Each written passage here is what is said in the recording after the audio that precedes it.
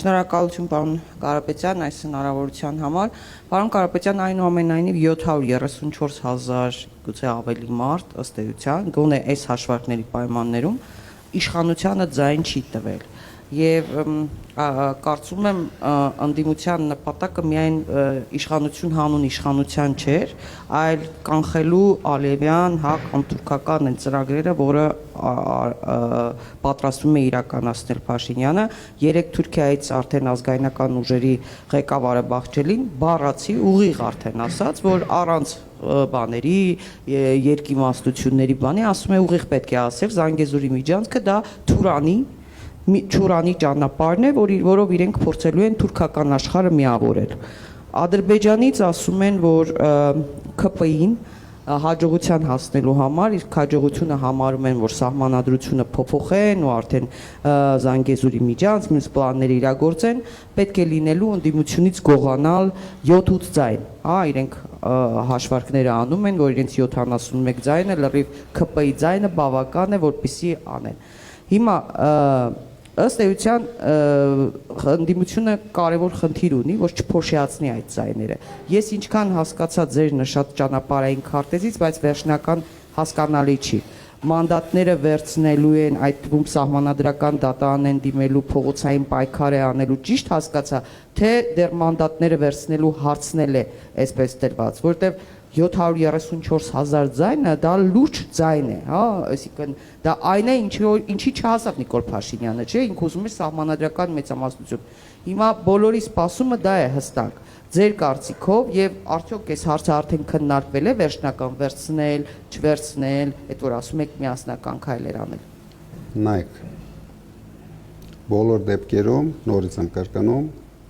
Նիկոլ Փաշինյանը չի հաղթել այս ընտրություններում։ Եթե վերցնենք այն ընդդիմադիր ուժերը, ովքեր այսպես ասած վառեցին ժողովրդի քվեները, եթե դա չբաշխվեր քաղաքացիական պայմանագիր ուժը չօգտվեր այդ քվեներից, բոլոր հաշվարկներով երևում է, որ իրենք չեն հաղթել այս ընտրություններում։ Բայց իրենք փորձում են գրանցեն դա որպես հաղթանակ։ Եվ ամենակարևորը իրենք եւ իրենց աջակցող ուժերը սկսեցին զարգացնել այն նարատիվները, որ ընդդիմությունը չպետք է վերցնի մանդատները։ Քանի որ եթե մանդատները ընդդիմությունը չի վերցնում, իրենք ստանում են հնարավորություն միանձնյա կառավարել ազգային ժողովում։ Բոլորս հասկանում ենք, որ կամ իրենք կօգնեն, կանցնեն այնպիսի ուժեր, ինչպիսին ասենք Արամ Սարգսյանը կամ կան անհասկանալի ուժեր նույնպես, ովքեր կապահովեն իրենց թե սահմանադրական մեծամասնություն, թե ցանկացած քվեարկություն, դրա համար մի կողմում այս խնդիրն է։ Երկրորդ կողմում իշխանության լեգիտիմություն ապահովելու խնդիրն է։ Ես ուզում եմ այդ հարցը քննարկելով ընդդիմադիր բոլոր ուժերի հետ մենք հասկանանք, կվերցնենք մենք մանդատները, չենք վերցնի մանդատները, մենք պայքարելու ենք, քանի որ մենք մեր պետությունը ունենալու է ոչ լեգիտիմ իշխանություն եւ ունենալու է Ադրբեջանի եւ Թուրքիայի ձևավորած մեխանիզմը Հայաստանում, որով տանելու են մեր երկիրը թրկացման եւ կործանման։ Մենք ամեն ինչ անելու ենք, խանգարենք այդ process-ներին։ Ինչ վերաբերվում է մանդատների վերցնելուն, մենք դեռ ժամանակ ունենք, մենք հիմա բողոքել ենք սահմանադրական դատարան, ակտիվ մասնակցելու ենք այդ process-ներին, քանի որ լինելու է բաց քննարկում սահմանադրական դատարանում։ Եվ այդ օրերին այն հանրահավաքը կլինի, որի մասին ես հայտնեցի, սահմանադրական դատարանը պարտավոր է կայացնել ճիշտ որոշում, քանի որ ոչ մեկը չի կասկածում, որ Բարգավաճ Հայաստան կուսակցությունը անցել է 4%-ի շեմը, բայց բոլորիս աչքի առաջ ինչպես իրենք չեղարկեցին ամենը երկու ընտրատարածք եւ այդ հարցին տվեցին ամբողջությամբ ապօրինի լուծում։ Դրա համար հույս ունենք Սահմանադրական դատարանում առաջին հերթին ճիշտ որոշում կայացվի, նոր ընտրություններ եթե պետք է անցկացվի։ Սահմանադրական դատարանից։ Հույսեր ունենք, որպեսզի Սահմանադրական դատարանը կայացնի ճիշտ որոշում։ Դրա համար հիմա հայտարարում եմ այն կուսակցությունները, ովքեր իրոք ցանկություն ունեն, ովքեր իրոք պայքարում են, ովքեր 7 խաղ չեն խաղում Փաշինյանի հետ, մասնակցեն այս process-ներին, բաց, թափանցիկ, մեր ժողովուրդը պետք է տեսնի, որ ուժերը իրոք պայքարում են Փաշինյանի դեմ, որ ուժերը օգնում են Փաշինյանին, բայց խաղում են ընդդիմադիր դիրքերից։ Մենք պետք է դա բացահայտենք մեր ժողովրդի առաջ։ Այս հարցին լրացում անեմ, շատերի մտավախությունը դուք եք լսել այդ մասին, որ ԿՊ-ն կարող է, ինչպես ադրբեջանցիներն էլ ասեն, այդ 7-8 կամ 9 ձայնը անասնագողություն տերմինը մեր քաղաքական միջավայրում արդեն շատ ակտուալ տերմին է, որ կարողանան վերցնել, ընդդիմադիր ուժերից գողանան, մարդագողություն անեն, ինչպես եղավ նախորդ պարլամենտի ժամանակ։ Դրա հետ կապված նույնիսկ ասում են պետք է թուղթ ստորագրեն, նոտարով հաստատեն, հյում հայտարարություն անեն եւ այլն։ Ոնց եք դա կանխելու, սա դրան հավելել։ Եվ երկրորդ հարցը, այս լրացում էր ինձ կներեք, եւ երկրորդ հարցը Նիկոլ Փաշինյանը գինը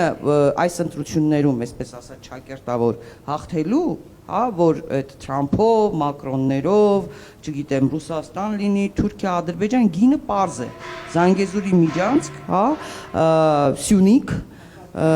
հակառուսականություն, այս ամեն ինչն է։ Գինը դա է։ Հիմա արդեն այդ երկրները իրենից ասում են տղա ջան, ժամանակն է պիտի վճարես։ Ընդդիմությունը դուք պատրաստ եք այդ գինը գնի տակ մտնել, նրանք, որովհետև դուք ասում եք պիտի դիմենք այդ երկրների ղեկավարներին, դեսպաններին, այդ դեսպանները եկել են օրինակ ձեզ տեսել։ Ինձ շատ հետաքրքիր է, որովհետև դուք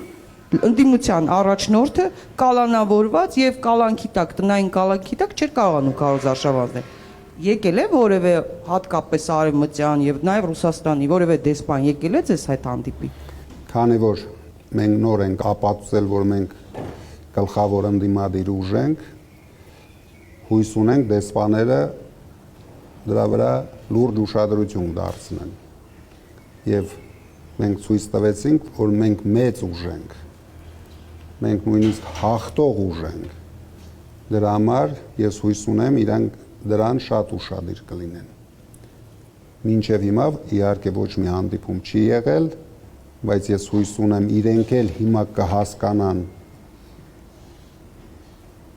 ինչ խնդիրների առաջ կանգնեցրեցին իրենք հայ ժողովրդին, քանի որ իրենք էլ իրեն ձևով մասնակցեցին այս ապօրինություններին, դա ոչ միայն արևմտյան երկրների, ես հույս ունեմ նույնիսկ Ռուսաստանի դեսպանն էլ ուշադիր կլինի այս հարցերին, քանի որ բացարձակ ապօրինություններով կատարված ընտրություններ են, նույնիսկ աշխարհի մասշտաբով, ոչ միայն Հայաստանի կամ SNG-ի տարածքում։ Այսպիսի ընտրություններ ինձ թվում է ոչ մեկը աշխարհում չի տեսել, երբ ընտրության օրը, ընտրությունից 1 օր առաջ ձերբակալվում են կոնկրետ մեր քաղաքական ուժի բոլոր գլխավոր գործող մարդիկ, բոլորը, շտաբերի պետերը եւ շրջաների համակարգողները, բոլորը 103 մարդ կալանավորված են մինչև հիմա։ Կալանավորված են ամուսիներ։ Դա նոնսենս է աշխարհի մասշտաբով։ Դրա համար դրան պետք է ուշադրություն դարձնեն բոլոր դեսպանները։ Իսկ ինչ վերաբերվում է Թուրքիայի հայտարարություններին, Ադրբեջանի հայտարարություններին, դա հավատացեք առաջին քայլերն են։ Մենք ամբողջ ընտրաշավի ժամանակ զգուշացնում էինք 300,000 ադրբեջանցիների մասին։ Մենք զգուշացնում էինք Ալիևի հայտարարությունների մասին, Ալիևի վտանգավոր հայտարարությունների մասին։ Եվ մենք շարունակելու ենք զգուշացնենք մեր ժողովրդին սպասվող վտանգների մասին։ Ես ոչ մի կասկած չունեմ, որ Թուրքիան ունի նպատակ, դրա համար ես ասում էի, որ այս ծրագրի մեջ մասնակցում են գորժ գայլերը եւ այդպիսի գորժ գայլեր հաստատ մենք տեսնենք մեր ազգային ժողովում կոնկրետ գորժ գայլերի ներկայացուցիչներին դրա համար մենք հարկ ենք համարում նորից զգուշացնենք նորից պայքարենք որովհետեւ մենք եթե չենք պայքարում մենք տեսնենք այդ ամեն ինչը մեր կյանքում ինչ կանել իրենց հայտարարություններով փորձեն կարեն մեր վրա այդ ընտրակաշառքները, չգիտեմ, տարբեր ձևերով երրագլուխ կուսակցություն իրենք տեսան որ արդեն երրագլուխը չկա արդեն մենք 500,000 գլուխ ենք 500,000 գլուխ են արդեն ավելի ճիշտ նույնիսկ 800,000 գլուխ են եթե համարենք փոքր կուսակցությունները չէ փոքր կուսակցությունների հավաքած ձայներն էլ 6-700,000 գլուխ ենք իրենք գործ պետք է ունենան ոչ թե 3 գլխի հետ իրենք հիմա պետք է գործ ունենան արդեն 6-700,000 գլխի հետ եւ այդ գլուխները ամեն օր շատանալու են քանի որ իրենք ամեն օր զախողվելու են դուք հիմա տեսնում եք առաջին քայլերը ամբողջությամբ ոչնչացնում են Հայաստանում գյուղատնտեսությունը ամբողջությամբ ինչ կանել ուզես փողերով խրախուսես մարդկանց խապես նորից բայց դա շատ ժամանակավոր բան է եթե բոլորս հասկանում ենք եթե ձեռնարկությունը փակվեց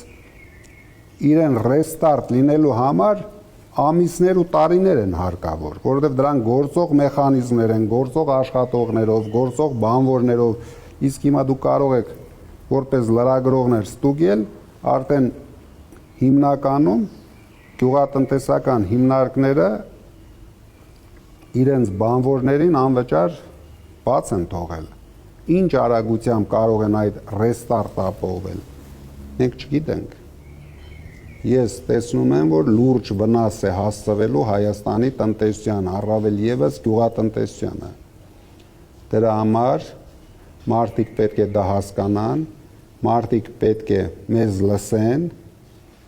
վստահեն որ մենք ոչ մի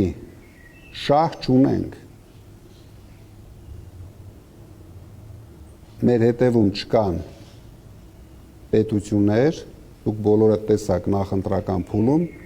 ոչ մի պետություն չարեց հայտարարություն մեր օգտին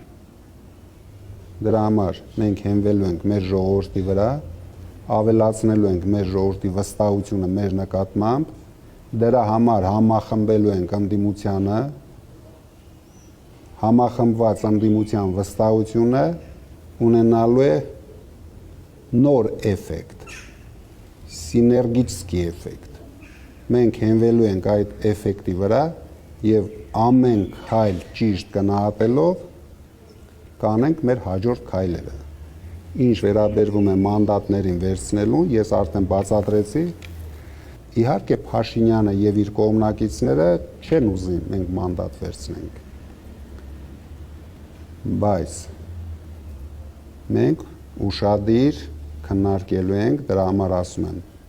բաց քննարկումներ են լինելու ուղիղ ետերում են լինելու այդ քննարկումները որ մեր ժողովուրդը ճիշտ գնահատի բոլոր հարցերը մանդատները ճիշտ է վերցնել թե ճիշտ չի վերցնել ընդդիմության մեջ դուք տեսնում եք շատ պատրաստված գրագետ մարդիկ կան ավելի ճիշտ գնահատականներով մեր ժողովուրդը դա նորից պետք է լսի դրանից հետո մենք ունենք սահմանադրական դատարանի որոշումը թեկուզ լավ կամ վատ բայց դա լինելու է որոշում մենք նույնպես ցույց կտանք ժողովրդին որ այս մեխանիզմն է աշխատում եթե վատ որոշում լինի չկա սահմանադրական դատարան երկրորդ թե մեկ օր առաջ մենք տեսանք որ Հայաստանում գոյություն ունի կենտրոնական ընտրական հանձնաժողով 1 րոպեում ապօրինի որոշում կայացրեցին մի ամբողջ կուսակցության հավաքած 60,000 ձայները դրեցին ջրեցին մենք հերթով պետք է ցույց տանք բոլոր կառույցների ապօրինությունները